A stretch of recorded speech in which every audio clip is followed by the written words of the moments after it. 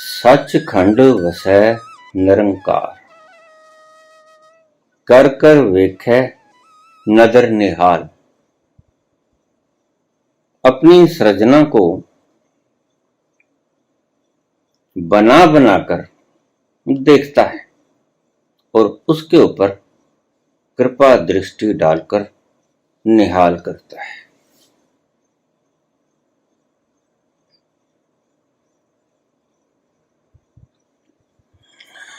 कर कर वेखै, ये वेखै शब्द बड़ा प्यारा है।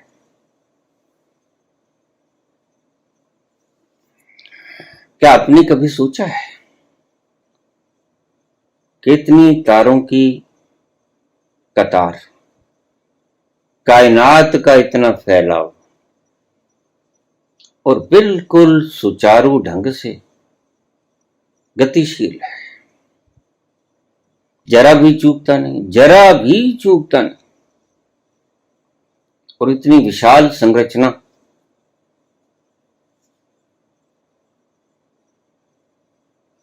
बिल्कुल कायदे कानून में चली जा रही है।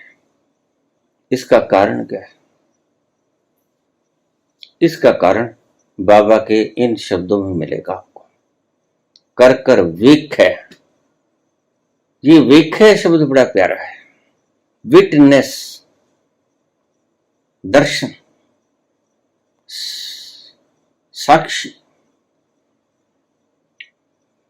अगर ईश्वर एक पल के लिए साक्षित्व खो दे तो क्या होगा पता है? साक्षित्व के खोने के साथ ही सब टूट जाएगा, बिखर जाएगा। एक दूसरे में बृहस्पति सूरज से टकराएगा, सूर्य धरती से, धरती चंद्रमा से, बुध से शुक्र से, नेपच्यून से, प्लाटो से, और सृजना एक दूसरे से टकराएगी, आकाश गंगाएं एक दूसरे से टकराएंगी। सिर्फ मात्र अगर ईश्वर एक क्षण के लिए अपने साक्षित्व को खो दे, ये बड़ा प्यारा शब्द प्रयोग किया बाबा ने, कर कर सृजना, सृजना को कर करके वेखै,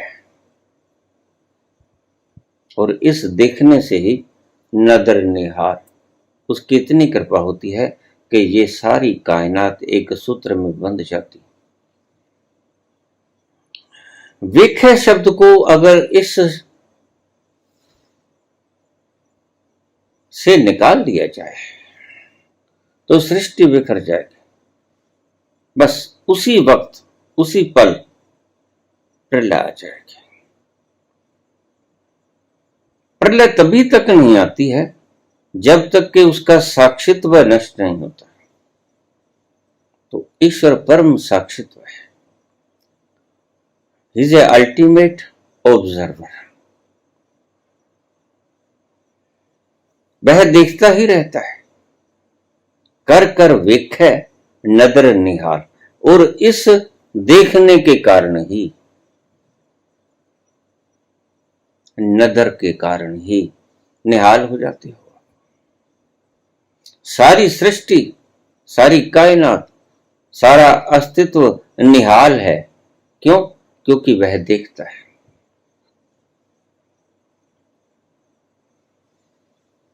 बहुत से लोग सोचते होंगे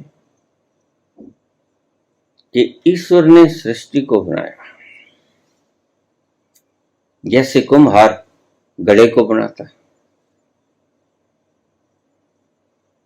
अन्य पात्रों को बनाता है, सुराही को बनाता है, दीपकों को बनाता है, और फिर उसको अलग से रख देता है।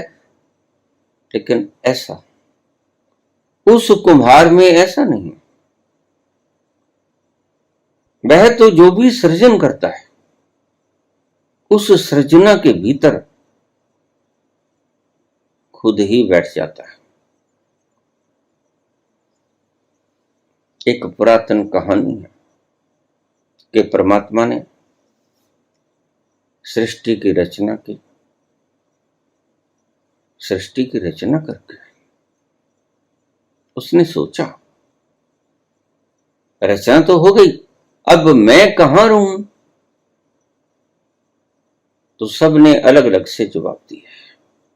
किसने कोई क्षेत्र बना दिया, किसने कोई क्षेत्र बना दिया।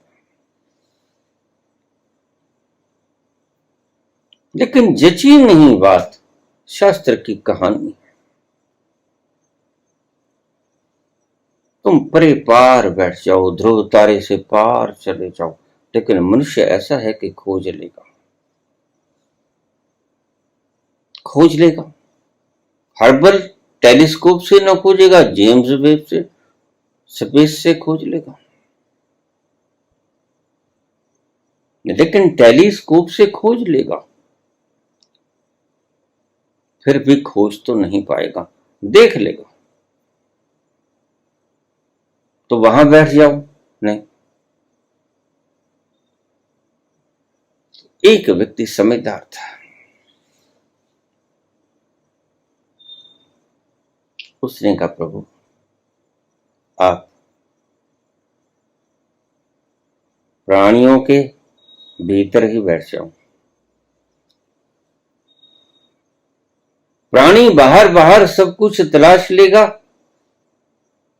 तुम्हारी तलाश के अंतर्गत, लेकिन खुद के भीतर जाके कभी नहीं तलाशेगा। यही तुम्हारी हालत है। तुम बाहर सब कुछ तलाशते हो, सिक्के तलाशते हो, पदवियां तलाशते हो, मान सम्मान तलाशते हो, नाम जुटा लेते हो। और भला नाम किसी का रहा है?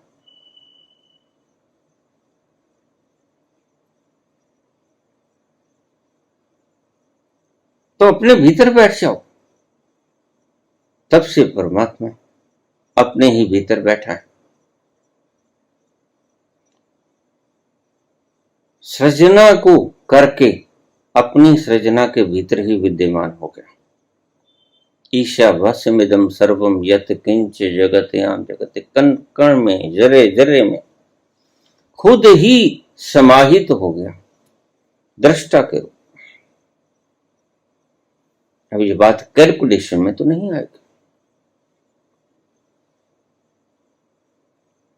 कैलकुलेशन में कैसे आएगी? भला जर्रे के भीतर परमात्मा समा गया तो दो चीजें हो गई ना, एक जर्रा हो गया, एक परमात्मा हो गया। तो मैं अक्सर कहा करता था ईशावास्यमिदं सर्वम यत् किंच जगत्याम जगत। इसका अर्थ तो अद्वैत ना हुआ, इसका अर्थ तो द्वैत हुआ। कैसे? कण कण में परमात्मा है।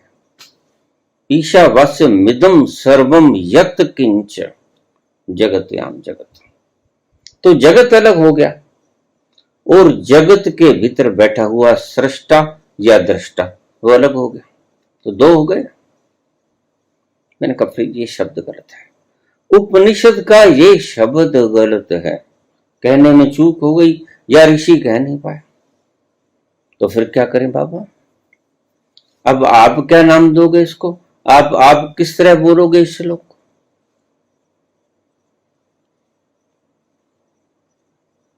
मैं ऐसे बोलूंगा, ईश्वर इस जगत के कण कण में विद्यमान है, ये नहीं बोलूंगा। मैं ये बोलूंगा कि कण कण ही ईश्वर है, कोई किसी में विद्यमान है ही नहीं।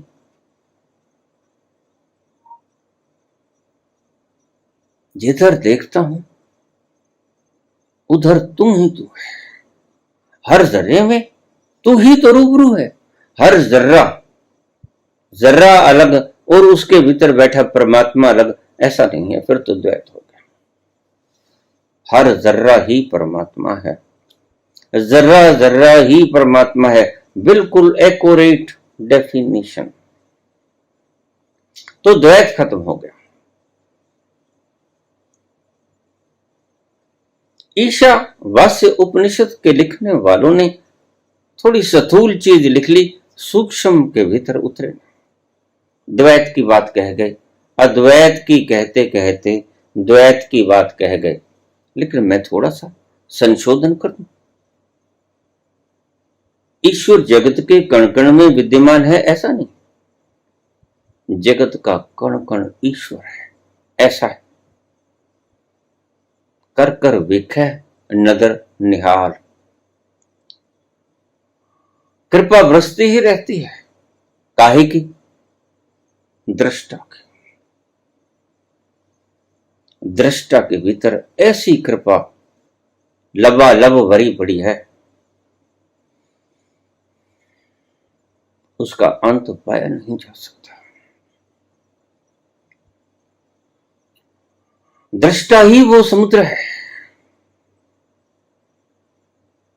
दृष्टा ही मस्ती का, दीवानेपन का, खुमारी का, आनंद का वो ओशन है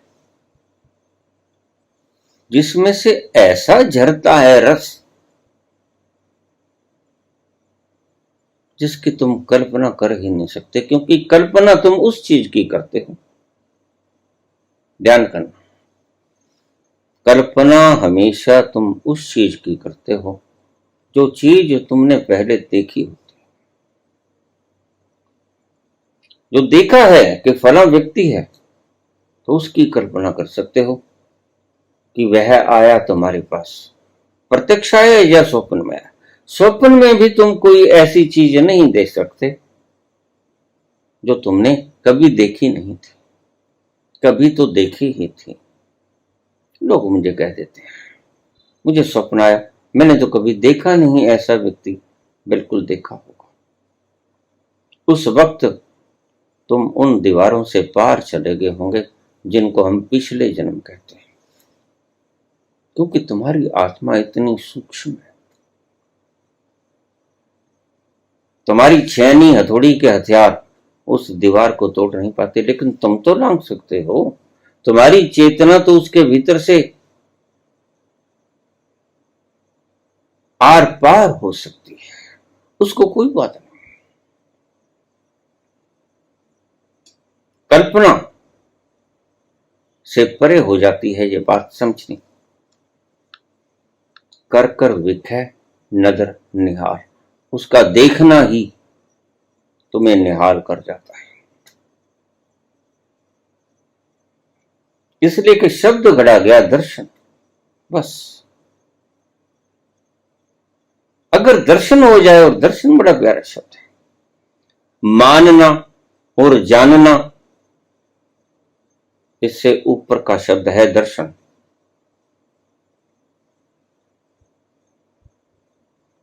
तो मानना और जानना, दर्शन से आता है जानना, और जो दर्शन न हुआ उसके बिना, दर्शन के बिना आता है मानना।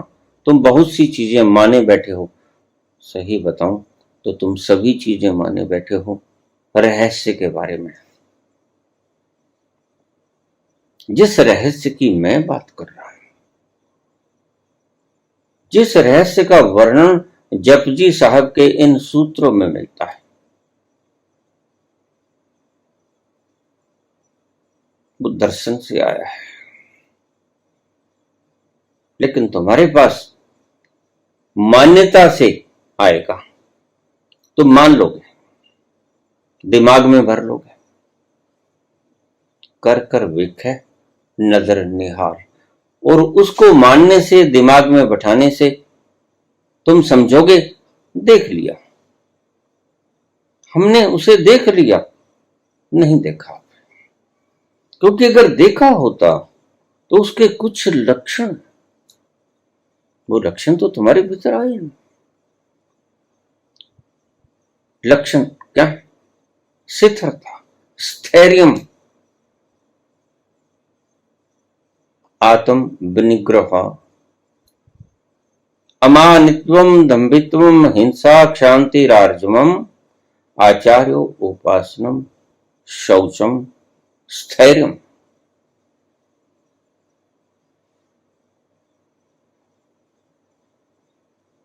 ये स्थैर्यम, स्थिरता आ जाती। ये जो तुम्हारा मन रोज रोज तुम्हें भटकाए जाता है, चलो थोड़ा जा स्विट्जरलैंड ही जाए,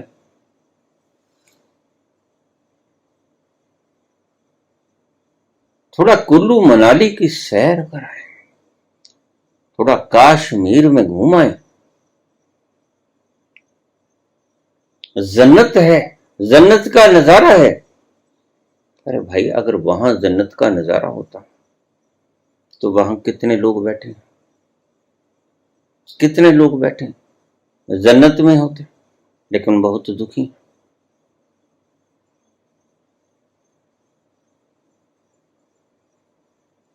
भूगोल को बदलने से, भूमि का स्थान बदलने से स्टेट ऑफ माइंड नहीं बदलती, ये बात ध्यान में रखना। अब तो घबरा के ये कहते हो कि मर जाएंगे, घर बार छोड़ देते हो, बाल बच्चे तंग करते हैं, चीखो पुकार कानों को खा जाती, स्त्री हर वक्त लड़ती रहती, बाहर जाते हैं तो इज्जत नहीं मिलती, सब तरफ विचलित ही विचलित रहते हैं, चलो छोड़ जाते हैं। इसमें जरा भी सुख नहीं, तो यहां से उठ के जाते हो आप हिमालय में, कंदराओं में, केदारनाथ चले जाते हैं, बद्री नारायण चले जाते हैं,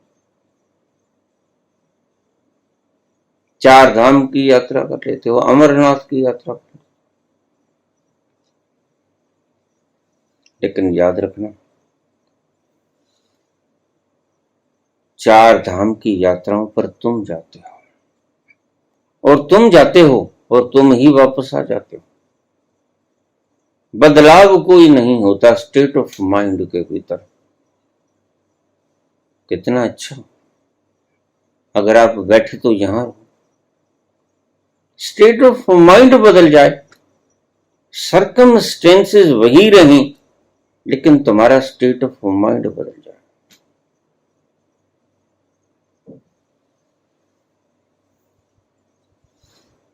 मेरे पुत्र की मृत्यु हुई,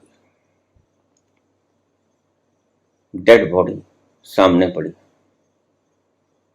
चीत्कार कर रही है उसकी मैया, अरे वो वधु उठ जा। मैं सुन रहा हूं, मित्रगण आ रहे हैं, मेरे पास बैठ रहे,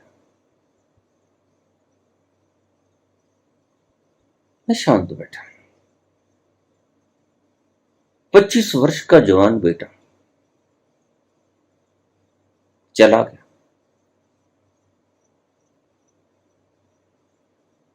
सब कुछ देख रहा हूं, कर कर विखे नदर निहार, सब देख रहा हूं, रोते चिल्लाते छाती पीटते, दुख व्यक्त करते, बुरी तरह से वर्लाप करते, दीवारों के साथ सिर टकराते, हाहाकार मचाते।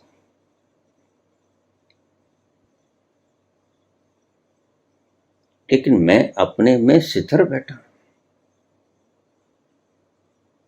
अभी कुछ दिन पहले किसी मित्र का फोन आया, वो कोई किताब लिख रहे हैं, उन्हें मिल गया, उनके अनुसार उन्हें मिल गया है परमात्मा।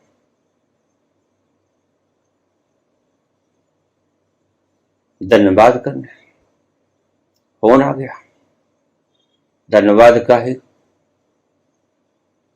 बड़ी कृपा हुई, मैंने वो पा लिया। मैंने कहा तुम गलती में,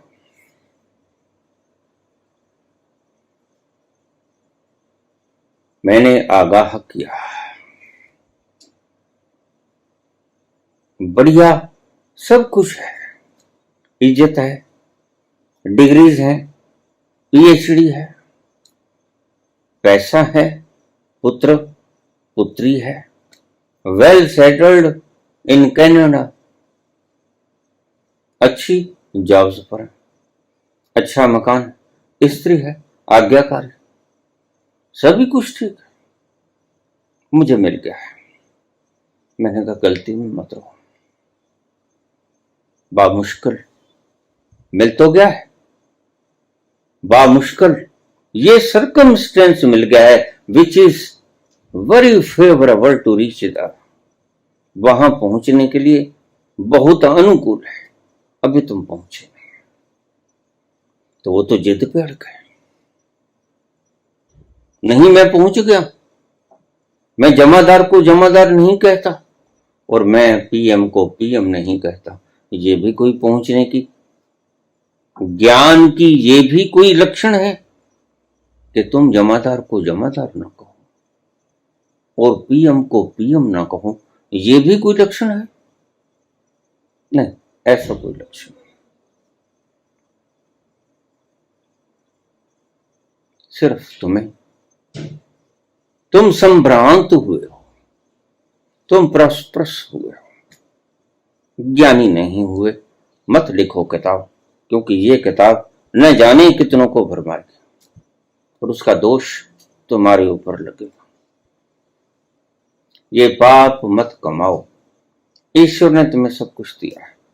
और जो व्यक्ति बुद्ध कहते हैं, बुद्ध से किसी ने पूछ लिया, ये जो PLR करने वाले हैं, ये मेरी बात को ध्यान से सुने, व्यक्ति कौन से पाप करता है और उसका फल उसे क्या मिलता है? तो सीधा सीधा स्पॉट जवाब बुद्ध कहते हैं कि जिस यंत्र के द्वारा आप बुरा कृत्य करते हो, परमात्मा उस यंत्र को आपसे छीन लेता है और वह मूर्ख नहीं, वह सियाना है और सियानों का भी सियाना है। वह जो दंड देता है तुम उल्लंघन देते हो। ये एक हाथ छोटा एक बड़ा क्यों कर दिया? मेरे पुत्र की एक टांग छोटी बड़ी क्यों कर दी? ये एक आंख पूरी और एक आधी क्यों दे दी? शिकायत करते हैं। जो दे दिया उसके लिए शुक्राना नहीं करते, और उसने जो नहीं दिया उसका कोई कारण होगा। अवश्य ही तुमने जो अंग वो छीन लिया उससे तुमने अपने ही किसी जन्म में दुरुपयोग किया होगा। उसके पास एक ही रास्ता है। जैसे कोई राजा शक्ति पाकर जनता की भलाई ना करे, उसकी बुराई ही बुराई करे, तो क्या करेगी? जनता उससे उसकी गद्दी छीन लेगी, और जनता के पास है भी क्या? बस यही परमात्मा के पास है। और तुम बड़ा चिल्लाते हो मैंने कोई बुरा नहीं किया इस जन्म में। बिल्कुल ठीक कहते हो तुम ईमानदार, इस जन्म में नहीं किया। और परमात्मा कब कहता है कि इस जन्म में किया? कौन से घर में किया इसकी तो बात नहीं। जिस घर में तुम कत्ल करते हो या कत्ल करके जाके बैठ जाते हो, उस घर को कभी थोड़ा गिराया जाता है, तुमको पकड़ के बांध लिया जाता है। तुम किसी घर में बैठ जाओ कत्ल करने के बाद, घर बदल लो, शहर बदल लो, देश बदल लो, लेकिन तुम रहोगे तो कातिल। और यहां की देशों से परदेश जा सकते हो, परमात्मा का परदेश तो कहीं है ही नहीं। परमात्मा को सभी जगह देश है, परमात्मा का प्रदेश कहीं नहीं होता। तुम्हारे देश और प्रदेश यहां के होते हैं। तो महात्मा बुद्ध ने बड़े शांत लहजे में कहा, जो व्यक्ति जिस अंग से बुरा काम करता है, दुरुपयोग करता है, मैंने वो अंग दिया था मानवता की भलाई के लिए, स्वयं के उत्थान के लिए, और उसने मानवता का बुरा किया तो मैं उसके अंग को छीन लूंगा।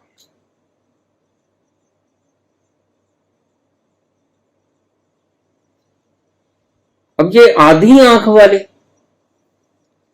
अवश्य पिछले जन्म में किसी को आंख मारते होंगे। हंसा मत करो, तो परमात्मा ने वैसे ही बना दी।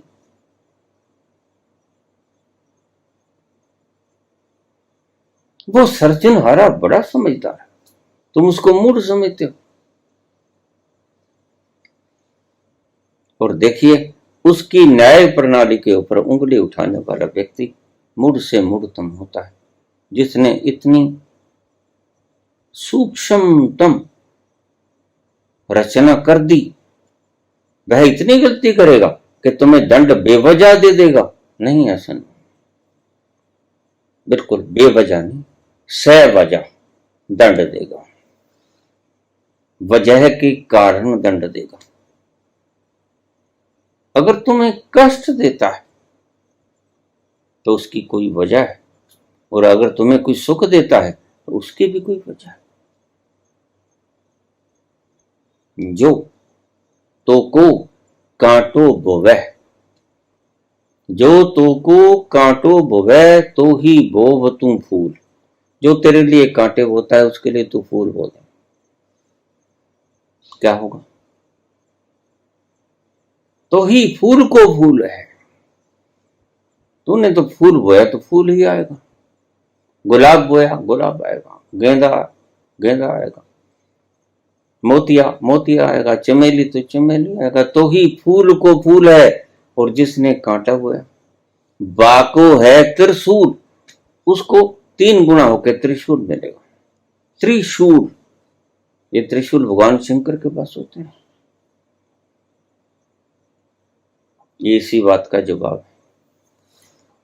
नीचे से एक होता है, ऊपर जाकर 3 हो जाता है। इसके 2 अर्थ हैं। एक तो वह एक, ध्यान से समझे, वह एक जब सृजना में प्रवेश करता है तो त्रिगुणात्मक सृष्टि में कन्वर्ट हो जाता है। सत्व रज तम, वह एक जो गुणातीत है, जो त्रिशूल से नीचे की डंडी है, वह गुणातीत है। उसको भगवान अपने हाथ से पकड़े रहते हैं। और ऊपर जाकर जब ईश्वर सृजना में प्रवेश करता है, सृष्टि में प्रवेश करता है, तो त्रिगुणात्मक सृष्टि बन जाती है, रजस तमस सत्व। और दूसरा भी अर्थ है कि अगर तुम एक कांटा बोओगे इस सृष्टि के भीतर, तो तुम्हें त्रिशूल बनकर वो दुख देगा। यहां दुख देगा, वहां दुख देगा, और जब तुम्हें उसकी याद आएगी तब दुख देगा। ये बुद्ध का वाक्य है धम्मपद में। जो कर्म तुम करते हो, कर्म करते वक्त दुख होता है, कर्म भुगतते वक्त दुख होता है, और जब जब तुम उस कर्म को याद करते हो तो भी संताप होता है। मैंने ये किया, तो 3 बार तुम दुख भोगते हो एक चीज का। कर कर विखे नदर निहार। तो मैंने कहा, मेरा पुत्र मृत अवस्था में 25 वर्ष का भरी जवानी में मेरे सामने पड़ा, सारे घर में हाहाकार हो रहा है।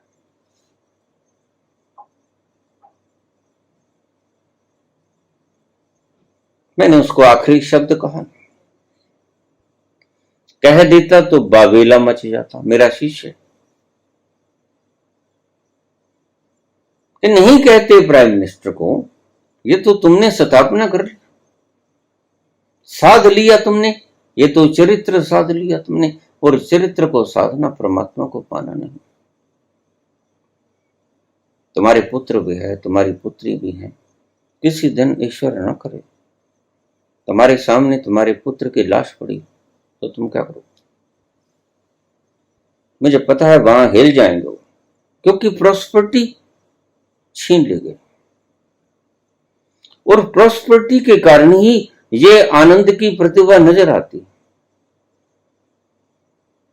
और अगर इनसे प्रॉस्पेरिटी छीन ली जाए, इनका धन छीन लिया जाए, इनकी कोठी मकान छीन लिया जाए, इनका द्रव्य छीन लिया जाए, इनकी डिग्री छीन ली जाए, इनके आज्ञाकारी बाल बच्चे छीन लिए जाए, फिर भी तुम उस स्टेज में रहो, इवन देन, फिर हो तुम ज्ञानी। लेकिन यहां तक जो व्यक्ति प्राइम मिनिस्टर को प्राइम मिनिस्टर नहीं कहता, जमादार को जमादार नहीं कहता, यहां तक पहुंचना कितना नामुमकिन होगा, जरा सोच कर देखना। और अब भी ये किताब लिख रहे हैं, नहीं नहीं मैं ठीक हूं। मैंने कहा बिल्कुल ठीक हो। सिखाता को दीजिए जिसको सीख सुहाए, उसे ही सीख देनी चाहिए जिसको सीख सुहाती हो, जो सीख का पालन करे। सीख दई थी बांदरा, बैया का घर जाए। बैया नाम की एक चिड़िया होती है, उसका घोंसला देखा होगा आपने, बड़ा प्यारा घोंसला होता है, बिल्कुल बीन की तरह, जैसे जो बाजीगर बीन बजाते हैं ऐसा घोंसला होता है, लटका हुआ वृक्ष के साथ। तो बंदर को घूमते फिरते इधर उधर छलांगे लगाते हुए भैया चिड़िया ने कहा, अरे भाई तू अपना घर क्यों नहीं डाल लेता? तो क्रोध आया बंदर को, अपना तो डाल नहीं सकता वो, तो क्रोध में आकर उसने सीखा ताको दीजिए जाको सीख सुहाए। सीख दी थी बांदरा, बैया का घर जाए। तो उसने अपने हाथों से बैया का वो छोटा सा घर, बड़ा प्यारा सा, सालों की मेहनत में बनाया हुआ, खींच लिया और वो तोड़ दिया। जिसको शिक्षा नहीं सुहाती उसको शिक्षा देनी नहीं चाहिए। लेकिन मुझे पता है मेरी शिक्षा का इन समझदारों पे कोई असर नहीं होगा। मैं बोलता हूं, लोग मेरे पास कहते बाबा अब समझ में आया, तो मैं माथा ठोक लेता हूं। अरे मूर्ख, वह समझ में आएगा ही नहीं। तुमने ये जो कहा कि अब समझ में आया, समझ में तो वो आता ही नहीं। उसमें डूबा जा सकता है, उसमें यूनिक हुआ जा सकता है, उसमें एकमिक हुआ जा सकता है, उसमें विलीन हुआ जा सकता है, एकाकार हुआ जा सकता है। उसकी खोज खबर तुम पा नहीं सकते। बस इतना सा ही होता है। जैसे जैसे तुम उसके करीब जाओगे, जैसे किसी परम बड़े उद्यान के पास तुम जाते हो जिसमें हजारों तरह के फूल बूटे सुगंधमान लगे हुए हैं, उसके करीब जाते जाते जैसे तुम्हें खुशबू आती है, बस वो खुशबू तुम मान सकोगे। इसे जानना समझ लो, इसका आनंद मानना समझ लो, इस मस्ती को आत्मसात करना समझ लो। लेकिन जैसे ही वो खुशबू तुम्हें घेरेगी, अच्छी लगेगी,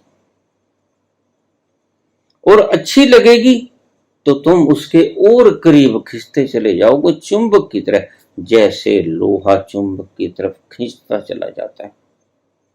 और फिर तुम्हें पता भी नहीं चलेगा तुम कब आत्मसात हो गए उस ओशन के भीतर।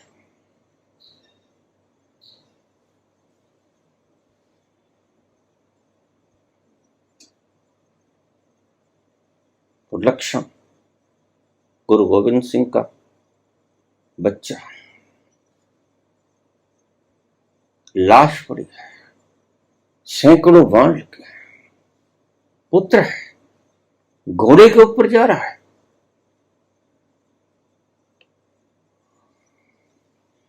उसके शूरवीर योद्धा उसके साथ।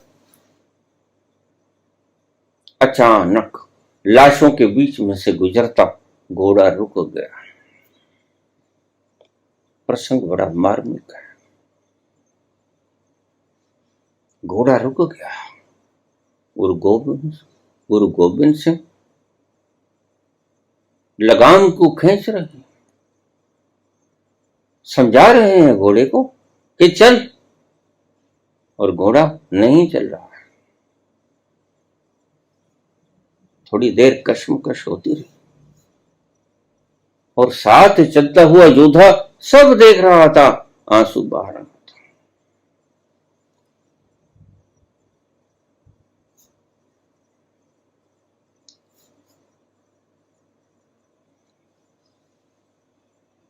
पास चलते योद्धा की आंखें बरस रही थी आंसुओं से। अब बोला, बाबा, घोड़ा एहसान फरामोश नहीं है। ये लाश अजीत सिंह की, तुम्हारे बड़े बेटे की लाश है। इसकी लाश को ये लांघ नहीं सकता, बड़ा वफादार। वो देखा तो घोड़े की आंखों में भी आंसू थे।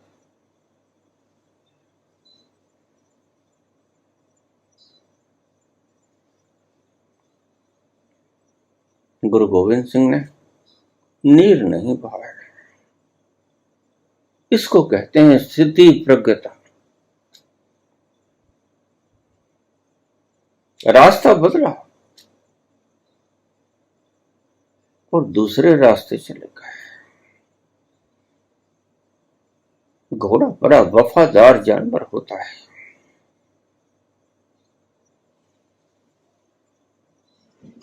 सैकड़ों तीरों से बिंधा हुआ उसका शरीर धरा पर पड़ा था, लेकिन घोड़े के लिए तो वो मालिक था।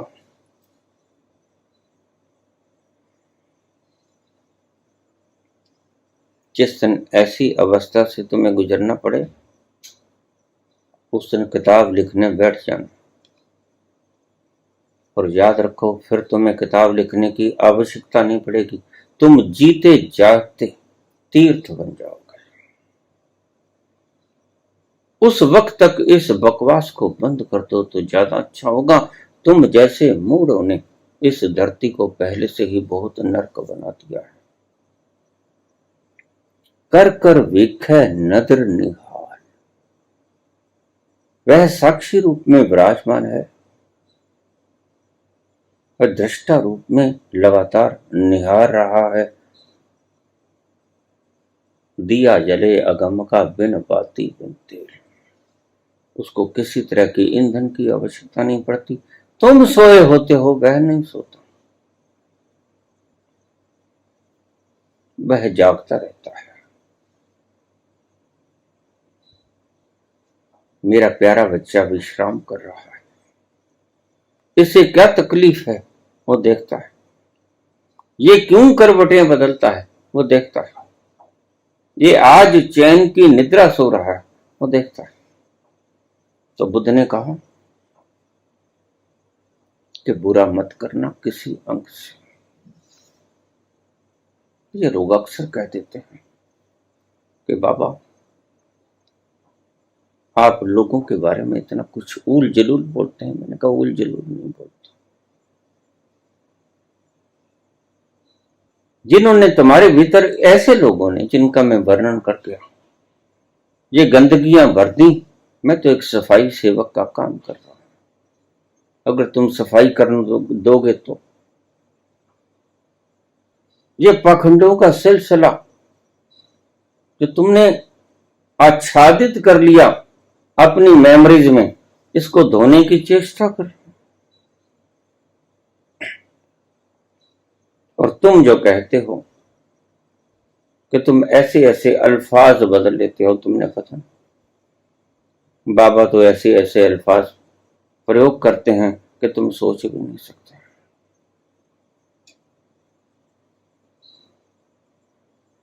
कितने चोर हराम खोर,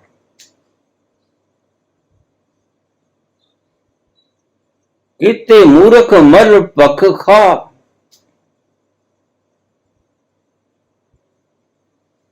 बाबा के शब्द हैं।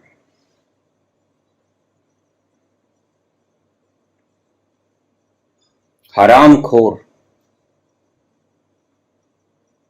चोर, आजकल तो चोर कहने से जो सच चोर होते हैं सजाएं हो जाती हैं। लाखों व्यक्तियों ने चुना होता है और एक व्यक्ति उसको उसकी योग्यता से निलंबित कर देता है।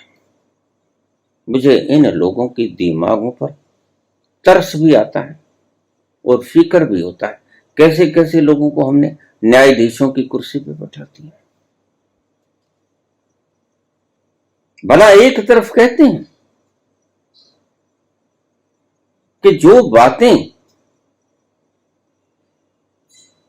इलेक्शन के दौरान बोली जाती हैं वह सिर्फ तथ्यात्मक नहीं होती, वो इलेक्शन जीतने के मंतव्य से बोली जाती हैं।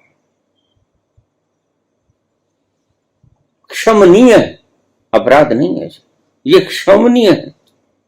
और फिर जब इलेक्शन के दौरान ही ये शब्द बोले गए तो इनको माफी क्यों नहीं? और फिर अगर कहा है तो उसको गलत करो ना। पहले जज साहब को चाहिए, जिसे चोर कहा गया, जिसे भगोड़ा कहा गया, वो संत है। जो गरीबों का हक पैसा लेके बाहर भाग गया भगोड़ा, वो चोर नहीं है क्या? वो साबित करे। दोषी जिसके ऊपर दोष लगाया जाता है वो सिद्ध करे कि मैं दोषी नहीं हूं। वह आए और सिद्ध करे कि नहीं मैं चोर नहीं हूं, मैंने कुछ नहीं लूटा, फिर देश छोड़ के भाग क्यों गए? जिस जिस पर दोष लगा वह सिद्ध करे। और दोष तो चौथा आदमी लगा रहा है जिसके बारे में कोई बात ही नहीं। मैंने पहले भी कहा था, थोड़ी सी बुद्धि होनी चाहिए, प्रज्ञा होनी चाहिए।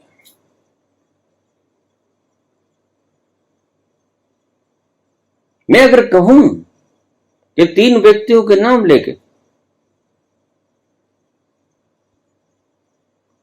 कि ये सारे चोर शर्मा ही क्यों हैं, तो इसका मतलब यह हुआ कि सारे शर्मा चोर हैं।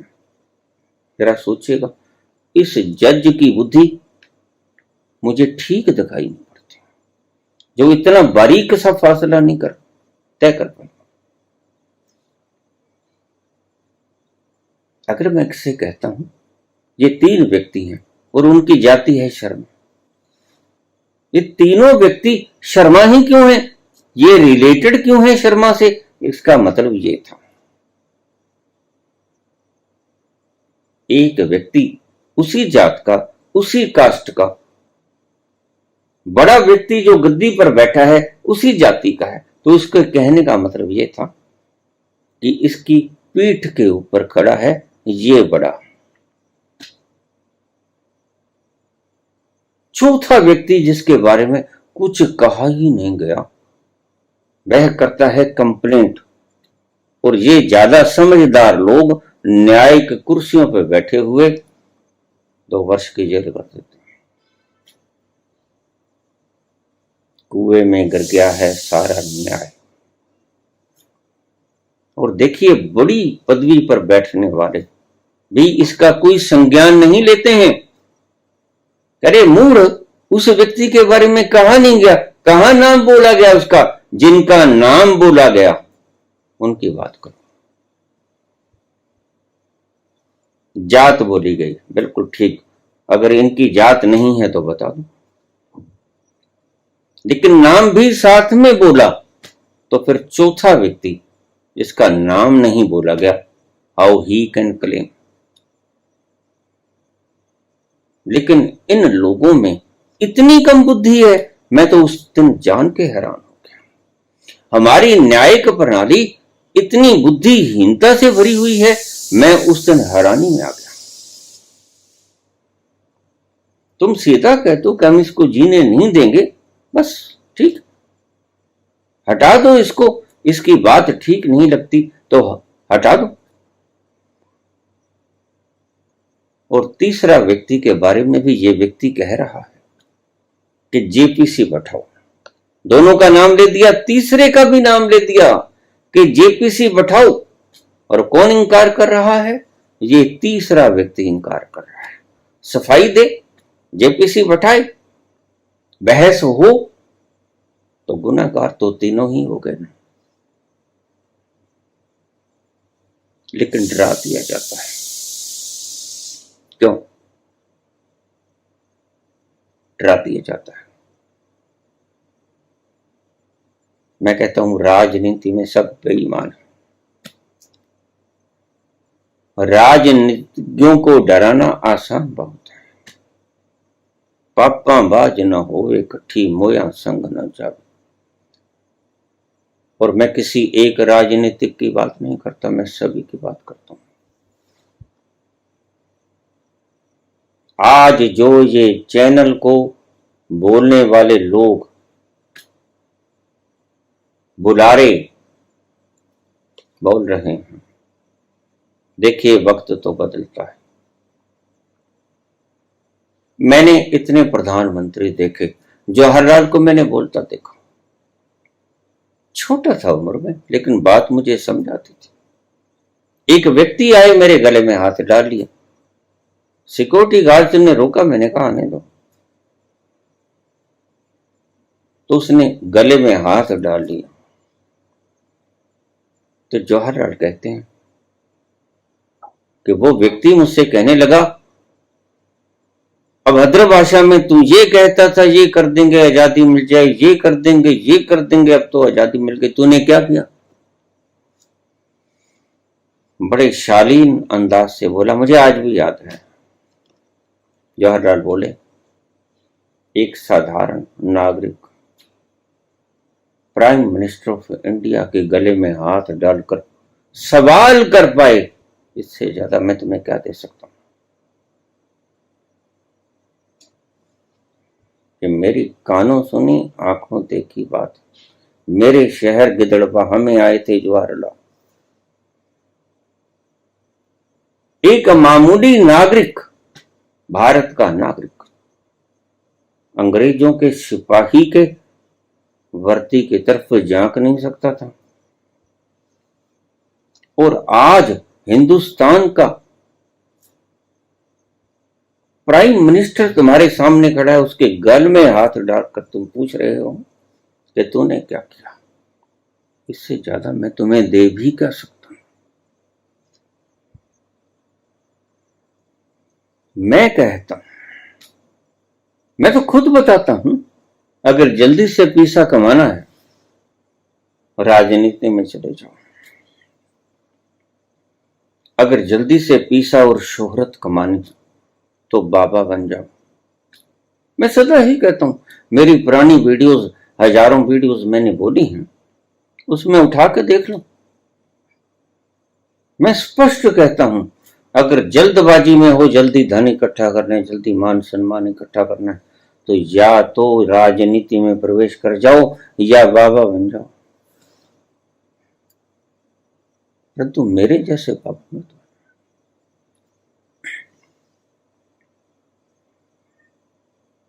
क्योंकि मैं किसी से मिलता ही नहीं। मैं मिलूंगा तभी तो मेरे चरणों की धोख खाएंगे, तभी तो कुछ माथा रगड़ेंगे, तभी तो कुछ भेंट करेंगे। मैं तो किसी को मिलता ही नहीं। बहुत कुछ महीने पहले मेरे पास एक व्यक्ति आया, मैं बैठा था, विश्राम कर रहा था अपनी मस्ती में, तो वह चला गया, मस्तक नमा की शाम को फिर आ गया। मैंने पुत्र से कहा, अब दूसरी बार ये क्यों आया है? 3 महीने की आज्ञा के बाद मैंने एक बार बुला लिया, अब ये शाम को ही क्यों आ गया?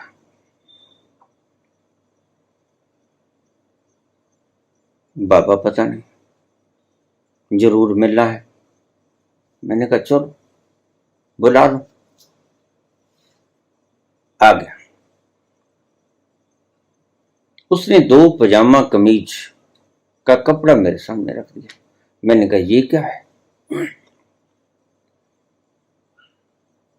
तो उसने मेरे पजामे को हाथ लगाया, पोंचे को, वो फटा हुआ था नीचे से। मुझे कहता ये क्या है बाबा,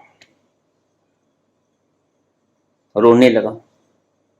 मैंने कहा मूर्ख, रोता क्यों है, पजामा ही फटा है, यहां तो शरीर भी फट जाए तो भी रोना नहीं चाहिए। नैनम छिदंती शस्त्राणी नैनम दहती। तुम सिर्फ कपड़ा फटा है और इससे फर्क क्या पड़ता है।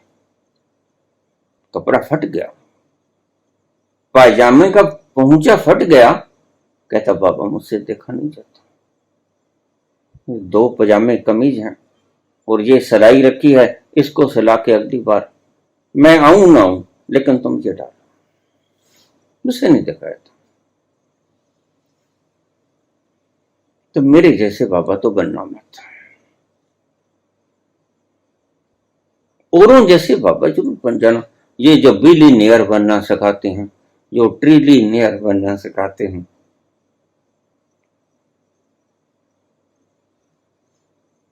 इनके जैसे बाबा बन जाना, ये साथ लेके जाएंगे। मुझे अब तो यकीन होने लग गया है पक्का पक्का कि ये तो साथ लेके ही जाएंगे। इनकी खुशी, इनके लाली, इनकी मुस्कुराहट मुझे भी थोड़ा थोड़ा यकीन दिलाने लगी है कि ये तो साथ लेके जाएंगे।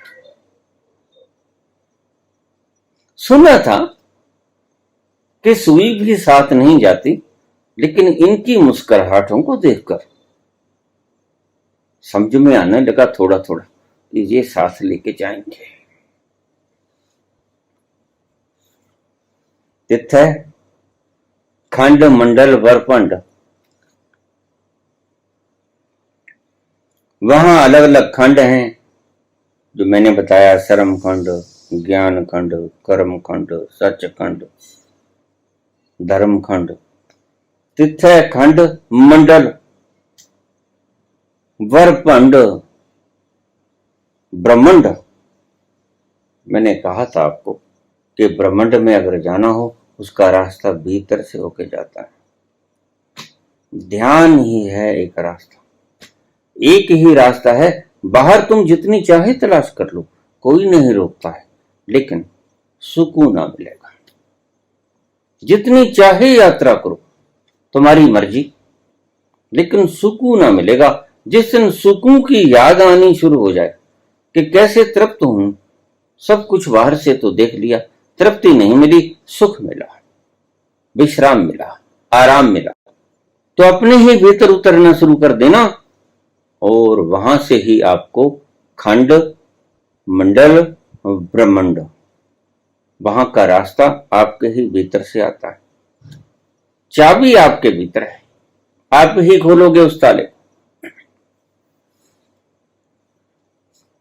तिथि खंड मंडल वरपंड, जे को कहे ता अंत ना अंत। अगर उसका कोई कथन करने लग जाए तो उसका कोई अंत नहीं आता, कोई पारावार नहीं। मुझे कल ही एक मैसेज आया, बाबा आपकी बहुत सी बातें अगर आप नहीं जानते तो मत बोला करो। मेरे शब्द मुझको ही बतला दिए गए। शायद कोई बाहरी तत्व होगा, क्योंकि मैं तो रोज बोलता हूं, वही कहना जो तुम जानते हो। तो इनके शब्द बता रहे हैं, कोई फॉरेन मटेरियल होगा, कोई बाहर का तत्व होगा जिसने मेरी वीडियोस पढ़ी ही नहीं। तो अगर आप नहीं जानते हैं तो आप मत बोला करो। आपकी बहुत सी बातों में झूठ नजर आता है। बिल्कुल ठीक कहा आपने, ईमानदार हो, झूठ नजर आना भी चाहिए। अगर मेरी बात को तुम सत्य मान लिया मेरे कहने से, और मैं रोज कहता हूं कि मेरे कहने से सत्य मत मान लेना, खुद गहरे अनुभव में उतरना और फिर देखोगे तो तुम्हें मानना नहीं पड़ेगा, तुम देख ही लोगे, जान जाओगे। फिर मानने का अर्थ क्या है? लेकिन संत की बातों का तुम्हें गपोड़ ही लगेगा। अब उसको तो छोड़ो, मैं कहता हूं ब्रह्मांड के दर्शन किए, मैं ऐसे तारे पर गया, मैंने ये किया, मैं वहां गया, मैं वहां गया, ये गपोड़ बिल्कुल नजर आएगा। क्यों? क्योंकि तुम कभी गए। और जरा मुझे एक बात बताना, जब कबीर कहते हैं तुम ही हो परमात्मा, वह तुम्हें गपोड़ नजर नहीं आता? आता है। मेरे पास ऐसे भी कमेंट्स आते हैं कि कबीर, नानक, ये महावीर, ये सारे फकीर, ये मीरा, ये किसी मादक द्रव्य का प्रयोग करके नाचती हैं। तो फिर जरूर ही मादक द्रव्य का प्रयोग करके ये व्यक्ति नाचता होगा जिसने कमेंट किया। अब भला कोई कैसे माने? बात ठीक भी है। लिबड़े हुए कीचड़ से, दुखों से युक्त, जगह जगह चोटें हैं। अब अगर कोई कोढ़ी है, उसको कोई संत कहता है कि तुम तो परमात्मा हो, तो वह यकीन भी कैसे करेगा? चस चस कर रहा है सारा शरीर, मवाद भरी पड़ी, दिन भर रात सो नहीं पाता, खारिश करता रहता है, न रात को नींद न दिन को चैन, खारिश की वजह से भरी पड़ी है सारी, फोड़ों के भीतर मवाद। और किस किस को खुजली करे? दुर्गंध युक्त, दूसरा तो छोड़ो, खुद के पास बैठने को मन नहीं करता। और तुम बिल्कुल ठीक कहते हो, क्योंकि तुम इस कोहड़ी के समान, तुम्हारा भीतर दुर्गंध युक्त षडांध से भरा पड़ा है। तुम्हारे लिए कबीर झूठे हैं। क्यों? क्योंकि जो कहते हैं कि तुम्हारे ही भीतर कस्तूरी कुंडल बसे, मृग ढूंढे पनमा, ऐसे घट में भी वह मूर्ख जाने ना, तुम्हारे घट में परमात्मा। और उपनिषद तो कहते हैं कि तुम ही परमात्मा, और मंसूर तो कहता है अनल हक मैं ही परमात्मा, तत्व मसी श्वेत केतु एम आत्मा ब्रह्म, ईशा वस्मिदम सर्वम यत किंच जगत हम जगत। परे पड़े हैं सारे शास्त्र। तो तब तुम्हें हैरानी नहीं होती? होती। मैं अगर कहता हूं तो बाबा नानक ने बोल दिया, पाताला पाताल लख आगासा आगास, तो आसमान की तरफ झांक के बोल दिया? नहीं, बाबा भ्रमण करके आए, ऐसे ही अंदाजे से नहीं बोलते हैं। लेकिन पार उरार कोई है नहीं उसका, ताकि अंत ना अंत, उसका कोई अंत नहीं। और यह महाशय प्रश्न पूछते हैं कि आपकी बातों में गप ज्यादा नजर आता है। बिल्कुल आएगा, सही आएगा। क्यों? क्योंकि आपके अनुभव में ये बातें हैं नहीं।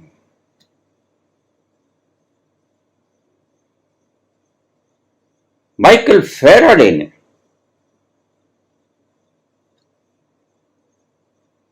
एडिसन ने जब कहा मैं एक बाल जितनी महीन तार में से ऐसी शक्तिमान चीज गुजार दूंगा जो कि लाखों मन टन लोहे को ऊपर नीचे कर देगी, लोग हंसे, ताली मार मार कर हंसे, मजाक उड़ाया गया। ऐसे ही तुम लोग संत जनों का और वैज्ञानिकों का उपहास उड़ाते हो, और फिर उन वैज्ञानिकों के खोजों के कारण ही तुम आज एसी, हीटर, पंखा और सभी प्रकार की सुविधाओं का आनंद उठा रहे हो। उन्हीं को किसी वक्त तुम्हारे ही बाप दादों ने गालियां निकाली थी। ये सड़ी हुई खोपड़ी के आदमी रहे होंगे जो ये मानते ही नहीं कि हमने जो जाना है बस संसार वहीं खत्म हो गया, इससे आगे कुछ है ही नहीं। लेकिन जब उसने खोज लिया, हिटलर मानता नहीं था, समर्पण की कभी सोची नहीं थी, और मुझे कभी अपनी ही गोली का शिकार होना पड़ेगा उसने स्वप्न में भी कभी कल्पना नहीं की। और जैसे ही धमाका हुआ हिरोशिमा नागासाकी और घेर लिया मित्र देशों की फौजों ने, अपने आप को फंसा हुआ देखकर उसने अपने आप को गोली मार ली, और गोली मारने से पहले वो अपने जो प्रिय रक्षक थे बॉडीगार्ड, उनको एक बात कह के गया बड़े मजेदार। क्यों कह के गया? क्योंकि उससे कुछ दिन पहले ही मुसोलिनी को मारा गया था, बड़ी बेदर्दी से मारा गया था। तानाशाहों का यही हशर होता है, भूल जाते हैं लोग। उसको बड़ा दौड़ाया गया, उल्टा टांग दिया गया, पत्थर मारे गए, इतने पत्थर मारे गए शायद शरीर का कोई भी अंग समूचा बसा, लहू लोहान। उसको टांग दिया गया, उसके मुख में लोगों ने पेशाब किया, मल मूत्र किया उसके मुख में, उसके शरीर में सुइयां घुसोई गई, उसका अंग अंग काटने का प्रयास किया गया। ये दुर्दशा देखकर और उसको उल्टा टांग दिया गया, उसको और उसकी प्रेमिका को उल्टा टांग दिया गया। इतना गंभीर हशर देखकर आपको शायद पता ना, हिटलर का गुरु मुसोलिनी था। हिटलर मुसोलिनी को गुरु मानता था, और मुसोलिनी का यह हशर देखकर हिटलर की रूह कांपी। उसे अपने सारी जिंदगी में किए हुए बुरे कर्म याद आए, और उसको ये भी याद आया कि मेरा हशर इससे भी बुरा होगा। और जब फौजों ने घेर लिया